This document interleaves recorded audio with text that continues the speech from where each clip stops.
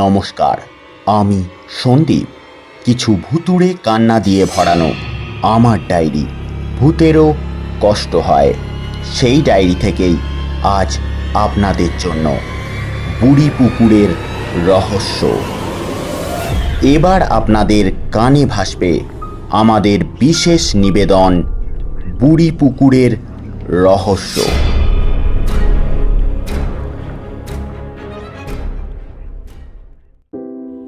তোমরা দু একজন বোধহয় আমার সুধীর জ্যাঠাকে চেনো, তবে চিনতেই হবে এর কোনো মানে নেই, কারণ তিনি কোনো বিখ্যাত মানুষ নন, বরং অতি সাধারণ, একেবারে গেঁয়ো।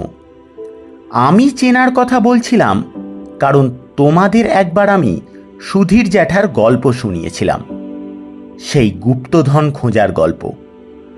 আর সে যে কতটা ভয়ঙ্কর গুপ্তধন ছিল তা যারা গল্পটা শুনেছ তারা তো জানোই, সেই চিতলডাঙার গুপ্তধন।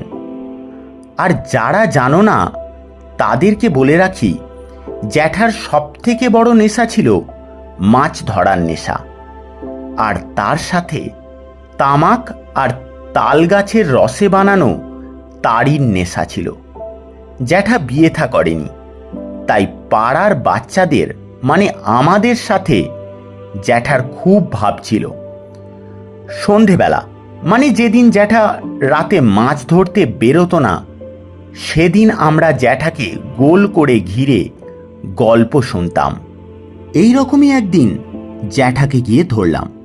সত্যি কথা বলতে কি, আমাদেরকে কেউ গুরুত্ব না দিলেও জ্যাঠা আমাদের কথার খুব গুরুত্ব দিত। গল্প বলতে বললেই জ্যাঠা আমাদের গল্প শোনাতেন, কোনো দিনও বিরক্ত হতেন না। সেদিনও জ্যাঠা গল্প বলতে শুরু করলেন। গত বছর ঠিক বর্ষার আগেটা, ওই কেওড়াপাড়ার পশ্চিমের জোড়া পুকুর ধারটা ফেলে যে হেঁদোর জঙ্গলটা আছে না, ওর ঠিক মাঝখানে একটা বোদো পুকুর আছে, যার নাম বুড়ি পুকুর। দুলে পাড়ার ঝুপে এসে হঠাৎ আমায় বললে, কি গো খুড়ো, যাবে নাকি? আমি বললাম, এই এই ভর দুপুরে কোথায় আবার যাবি রে? তোমার আবার দুপুর, চলো না ওই ওই বুড়ি পুকুরটা একবার হালটে আসি। আমি একটু নিচু গলায় বললাম, বুড়ি পুকুরে যাবি? যাওয়াটা ঠিক হবে, তাছাড়া ওতে কি মাছ আছে? সে এবার একটু উত্তেজিত হয়ে বলল, তা আবার বলতিস? ও পুকুরে জীবনে জাল পড়েনি, ভয়ে কেউ নামেনি কখনো, মাছ আবার থাকবে নি। আমি একটু আমতা আমতা করে ঝুপেকে বললাম, কিন্তু যদি কথাগুলো সত্যি হয়, সত্যি যদি সে জিনিস থাকে। ঝুপে এবার আমায় থামিয়ে দিয়ে বেপরোয়াভাবে বলল, আরে ওসব গালগপ্প তুমি সারদিনই, নাও নাও চলো দিকি। তারপর ওই ভর দুপুরে আমি আর ঝুপে খানচারেক ছিপ, খানিকটা আটা আর পিঁপড়ের ডিমের টোপ, খানিকটা মাছের চার আর এক ভাঁড় তাড়ি নিয়ে চললুম রহস্যময় বুড়ি পুকুরে মাছ ধরতে। রোদ তখন বেশ খাঁ খাঁ করছে, তবে দিনের সূর্য একটু একটু করে পশ্চিম আকাশে ঝুঁকতে শুরু করেছে। আমরা শ্যাওড়া আর বাঁশবনের ছায়া টপকে সেই বুক কাঁপানো বুড়ি পুকুর পাড়ে গিয়ে পৌঁছালাম। শান্ত কালো জল, ধারে ধারে জলকলমি আর সুচনি শাকের জঙ্গল, আর পুকুরের মাঝ বরাবর একরাশ লাল শালুকের ভিড়। সত্যি অপূর্ব সেই দৃশ্য, একভাবে তাকিয়ে থাকলে কেমন যেন নেশা লাগে। তবে একটা কথা মনে রাখা ভালো, বিপদের ফাঁদ কিন্তু বড়ই সুন্দর হয়। বুড়ো হেঁদোল গাছটার গোড়ায় বসে পুকুরের জলে চার ফেলে 4টে ছিপ নামিয়ে দিলাম, আর এক দৃষ্টে ফাদনার দিকে তাকিয়ে রইলুম। সেই দিকে তাকিয়ে থেকে হাতের আন্দাজে তাড়ির ভাঁটটা নিয়ে একটু একটু করে তাড়ি খেতে লাগলাম। ধীরে ধীরে বিকেলের বাতাসে একটু একটু করে রহস্যের কালো আঁধার গুলে যেতে লাগলো। আর বিকেলের ফুরফুরে বাতাসে আমার বেশ নেশা লেগে গেল। কিন্তু ছিপের ফাঁদনা এর মধ্যে খুব বেশিবার নড়ল না। বিকেলের পড়ন্ত আলোয় মাছের টোপ গিলল, কিন্তু সে একটা আধসেরের রুই ছানা। মাছটা ডাঙায় তুলতেই ঝুপে বলল, কি গো খুড়ো, রাত জেগে পাঁঠি বাচ্চা, তাও আবার মরা, এ তো হোমেও লাগবে নি আর যজ্ঞেও। কি করবে, আর ফেলবে না ঘরকে যাবে? আমি বললুম, দেখি আর দু একবার, বেলা তো এখনো আছে। বলেই ছিপটা জলে নামিয়ে দিয়ে বসে রইলুম। দূরে ওপারে বুড়ো কাশমল্লা গাছগুলোর ঝোপে অন্ধকার বাসা বাঁধতে শুরু করেছে। কেমন যেন একটা উদাসী ভাব ধীরে ধীরে ছড়িয়ে পড়তে লাগলো। ঝুপে বলে উঠল, এই রুই ছানাটাই বা ধরলে কেন? সেই তো এরে তুমি ঘরকে নিয়ে যাবে নি। হ্যাঁ, আমার একটা বদ অভ্যাস ছিল। কোথাও মাছ ধরতে গেলে একটা মাছ আমি পুকুর পাড়েই রেখে আসতুম। আমার খালি মনে হতো প্রত্যেক পুকুরের পাড়ে আমরা ছাড়াও আরও কেউ আমাদের আশেপাশে লুকিয়ে আমাদের মাছ ধরা দেখছে, আর তাদের পেটে বড্ড খিদে। তাদের গন্ধেই বোধহয় মাছেরা আসে, তাই বেলা শেষে মাছ একটু বেশি পড়ে। তাদের জন্যই আমি পুকুর পাড়ে একটা করে মাছ রেখে যেতাম। যদিও এটা আমার মনের কল্পনা মাত্র, কিন্তু সেদিন সেটা প্রমাণ হয়ে গেল। তেনারা ঠিক আছেন, আর মাছের গন্ধে তেনারা আসেন। শেষ বিকেলের ধূসর আলোয় তাড়ির নেশায় ঢুলঢুলে চোখ নিয়ে পুকুরের মাঝখানটাতে তাকাতেই আমার বুকটা কেমন ছ্যাঁত করে উঠল। মনে হলো পুকুরের মাঝখানে ঠিক শালুক গাছগুলোর আড়ালে দুটো লাল লাল চোখ যেন জলজল করছে।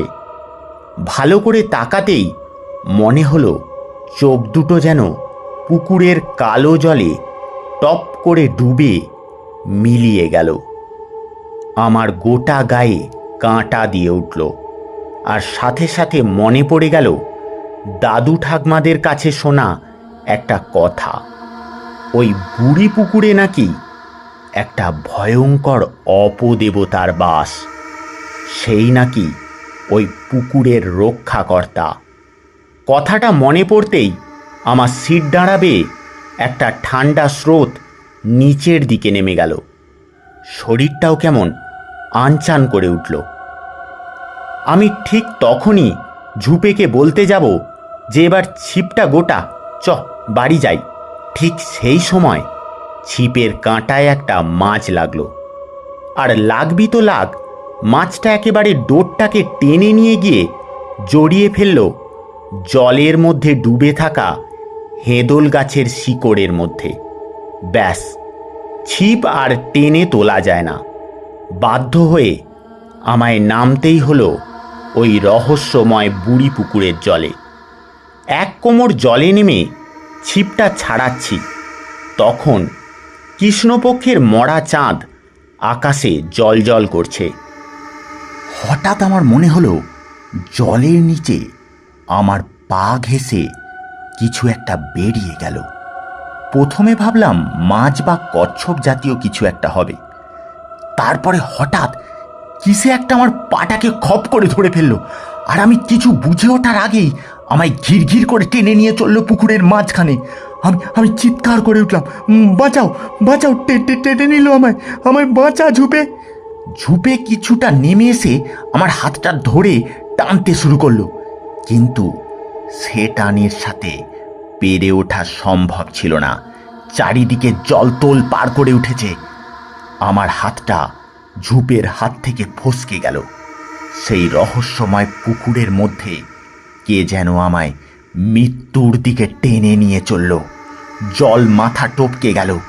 আমি জলের মধ্যে ছটপট করতে করতে সেই কালো জলের মধ্যেই হঠাৎ চোখের সামনে দেখলাম সেই বীভৎস মূর্তিটাকে। কুচকুচে কালো মুখ, চোখ দুটো টকটকে লাল, জলের মধ্যে যেন আগুন জ্বলছে। একটা লিকলিকে কালো হাত আমায় টেনে নিয়ে চলেছে। আমি ভয়ে চমকে উঠলাম। মৃত্যুকে এত সামনে থেকে দেখে প্রাণপণে আর একবার বাঁচার শেষ লড়াইটা করলাম। আর একবার জল থেকে ওপরে ওঠার চেষ্টা করলাম। খুব কস্তাকুস্তি করে কোনোভাবে জলের ওপরে মুখটা তুলতেই আমার কানে এলো এক বীভৎস কান ফাটানো ভুতুড়ে চিৎকার। তবে সেটা জলের ভিতর থেকে নয়, সেটা বুড়ি পুকুরের ধারের প্রাচীন গাছগুলোর একটা থেকে ভেসে আসছিল। তারপর সেই প্রাচীন গাছগুলো থেকে হুড়মুড় করে কি একটা ধেয়ে আসতে লাগলো, যেন একটা প্রকাণ্ড আকৃতির বাঁদর হুড়মুড় করে ধেয়ে আসছে। এ গাছ থেকে ও গাছ, ও গাছ থেকে সে গাছ, লাফিয়ে লাফিয়ে ধেয়ে আসছে আমার দিকে। আমি ভয়ে ওপরের দিকে তাকিয়ে রইলাম। তারপর হঠাৎ আমার খেয়াল হলো, এতক্ষণ যে টানটা আমি জলের মধ্যে অনুভব করছিলাম সেটা এখন আর অনুভব করতে পারছিলাম না। আমার পাটা এবার আলগা হয়ে গেছে, কিন্তু আমার শরীরটা এতটাই ক্লান্ত হয়ে গেছে যে আমি ধীরে ধীরে জলের মধ্যে তলিয়ে যেতে লাগলাম। কিন্তু কিছুই করতে পারছিলাম না। সব দেখতে পাচ্ছিলাম, শুনতে পাচ্ছিলাম, কিন্তু কিছুই করতে পারছিলাম না। শুধু শরীরটাই ধীরে ধীরে অবশ হয়ে যাচ্ছিল। তারপর গাছের ওপরে সেই বীভৎস জীবটাকে দেখতে পেলাম। সাদা লাল পেড়ে কাপড় পরা, ইয়া লম্বা, মুখের ওপরে একটা বড় ঘোমটা দেওয়া, লিগলিকে হাড় জিড়জিড়ে শরীর, আর খ্যানখ্যানে গলার স্বর। ওরে ছাড় বলতেছি, ওরে আমায় নে যেতে দে, ওরে ছেড়ে দে, ওরে ছেড়ে দে, ওরে আমায়, ওকে আমি নিয়ে যাব। কথা শেষ না হতেই জল থেকে সেই কালো কুচকুচে মূর্তিটা ভেসে উঠল জলের একটা বিরাট ঢেউ তুলে, এবং গম্ভীর গলায় বলল, ও আমার শিকার, তুই শ্যাওড়া গাছের পেঁদনি, আমার সঙ্গে বেয়াদবি, যা যা, দূর হ, দূর হ, এ আমার শিকার, এরে আমি তোরে নে যেতে দেবনি। বলতে বলতেই সেই পেঁদনিটা খিলখিল করে হেসে উঠল আর বলল, তবে রে বেটা কালো মিংসে, এই নে তোর গায়ে মুতে দিনু। বলতে বলতেই গাছ থেকে খলখল করে জল পড়তে লাগলো সেই অপদেবতার গায়ে। অমনি সেই অপদেবতা জলের মধ্যে হুড়মুড় করে ডুব দিল, কারণ জলের এই অপদেবতারা অপবিত্র জিনিস মোটেই সহ্য করতে পারে না।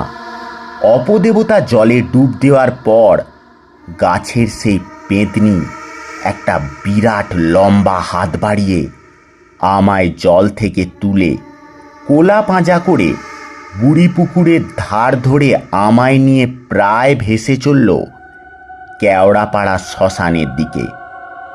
আমার আজও মনে আছে, আমি সারাটা রাত ওই শ্মশানেই কাটিয়েছিলাম, আর আমার প্রায় অচেতন দেহটার পাশে পাহারা দিয়েছিল ওই মেছো পেঁদনিটা।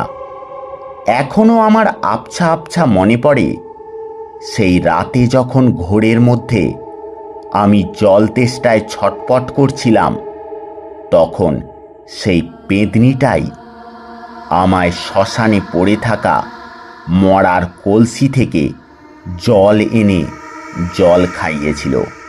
কিন্তু আমি তার মুখ দেখতে পাইনি, কারণ তার মুখের ওপর এক হাত ঘোমটা ছিল। শুধু তার কণ্ঠস্বর শুনেছিলাম, তুই আমাদের জন্য পুকুর ধারে মাছ রেখে যাস, আমাদের খাওয়ার জন্য। তাই আজ তোরে আমি বাঁচানো, এই জলও খাওয়ানো। খা খা, প্রাণ ভরে জল খা, ভয় নেই কো ভয় নেই। তবে তবে মনে রাখ, রাতের বেলা আর মাছ ধরতে বেরোসনি কো। রাতের বেলা মাছ বড় ভালো জিনিস নয়। কখন যে কার খপ্পরে পড়বি বলা যায়, নয় তো দেখিস এতেই তোর একদিন মরণ নেকা আছে বনে দিনু। বলেই পেদনিটা হাসতে হাসতে অদৃশ্য হয়ে গেল। তারপর আমিও জ্ঞান হারালাম, আমারও আর কিচ্ছু মনে নেই।